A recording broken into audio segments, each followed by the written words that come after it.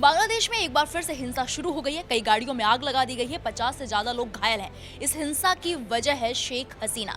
शेख हसीना को सजाए मौत सुनाई गई है, जिसकी वजह से पूरे बांग्लादेश के लोगों में गुस्सा दिखाई दे रहा है। दुनिया में कई लोगों ने प्रतिक्रियाएं भी दी हैं इस उनकी सजाए मौत को लेकर। अब यूएन भी इस पर बोला है। यूएन ने क्या कुछ कहा है शेख हसीना की सजाए मौत पर, उसे हम जानने के लिए हमारे साथ न्यूज रूम में सोनम मौजूद है। सोनम से जानेंगे कि यूएन ने क्या कुछ कहा है शेख हसीना पर। बिल्कुल दीपिका, जहाँ एक तरफ शेख हसीना को सजाए मौत दी गई तो भारत का भी रिएक्शन आया, भारत की भी प्रतिक्रिया सामने आई। भारत की प्रतिक्रिया तब आई जब बांग्लादेश की तरफ से वहाँ से पत्र लिखा गया विदेश मंत्रालय की तरफ से। अब हम चाहते हैं कि भारत जो है हमें शेख हसीना को हमें सौंप दे, नहीं तो जो है हमारे रिश्ते हैं उस पर गहरा प्रभाव पड़ सकता है, यानी कि कोई नेगेटिव इम्पैक्ट पड़ सकता है। तो एक तरह से कहीं ना कहीं बांग्लादेश की तरफ से भारत को धमकी दी गई थी, और लेकिन भारत का भी जो रिएक्शन था वो सामने आया और भारत ने बांग्लादेश में जो शांति है, बांग्लादेश की जो स्थिरता है, वहाँ के लोगों के लिए अपनी प्रतिबद्धता फिर से दोहराई। लेकिन इसी बीच जो है बांग्लादेश में फिर से आगजनी और हिंसा का दौर शुरू हो चुका है,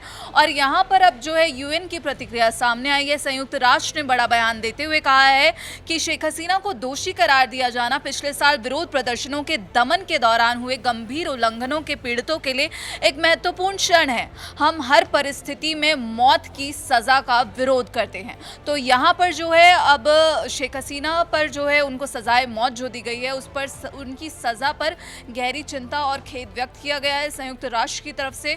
आगे संयुक्त राष्ट्र ने कहा, हमें खेद है कि उनकी अनुपस्थिति में चलाए गए इस मुकदमे के परिणाम स्वरूप सजाए मौत का फैसला आया, जिसका हम हर हाल में विरोध करते हैं। हम न्यायिक प्रक्रिया की पारदर्शिता, मानवाधिकार के सम्मान की अपील करते हैं। हमें उम्मीद है कि बांग्लादेश राष्ट्रीय सुलह और सुधार के मार्ग के रूप में सच्चाई, क्षतिपूर्ति और न्याय की एक व्यापक प्रक्रिया के साथ आगे बढ़ेगा। अब यहाँ पर दीपिका, संयुक्त राष्ट्र के महासचिव हैं एंटोनियो गुटेरेस, उनका भी रिएक्शन सामने आया। उन्होंने कहा कि बांग्लादेश की पूर्व प्रधानमंत्री शेख हसीना को जो सजा दी गई है हम उसका कड़ा विरोध करते हैं। और संयुक्त राष्ट्र के प्रवक्ता हैं स्टीफन दुजारिक, दरअसल उन्होंने प्रेस ब्रीफिंग में कहा कि संयुक्त राष्ट्र हर हाल में मौत की सजा का विरोध करता है, उसके खिलाफ है।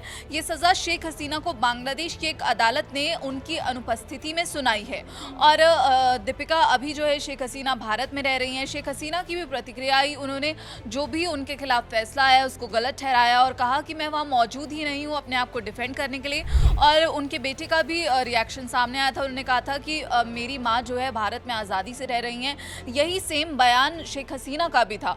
और यहाँ पर अब जो है मानवाधिकार उच्चायुक्त हैं वोल्कर टर्क, उनकी तरफ से उनके बयान का भी उन्होंने यहाँ पर पूरा समर्थन किया संयुक्त राष्ट्र ने, और कहा कि अब यहाँ पर जान लेते हैं कि मानवाधिकार उच्चायुक्त जो हैं वोल्कर टर्क, उन्होंने क्या कहा। उन्होंने कहा कि जिनेवा से उन्होंने ये बयान जारी किया। उनकी जो प्रवक्ता है रवीना शमदासानी, उन्होंने कहा कि शेख हसीना और उनके गृह मंत्री असदुज्जमा खान कमाल के खिलाफ आज का फैसला पिछले साल जो बांग्लादेश में प्रदर्शनों को दबाने के दौरान हुए गंभीर मानवाधिकार उल्लंघन के पीड़ितों के लिए एक महत्वपूर्ण पल है।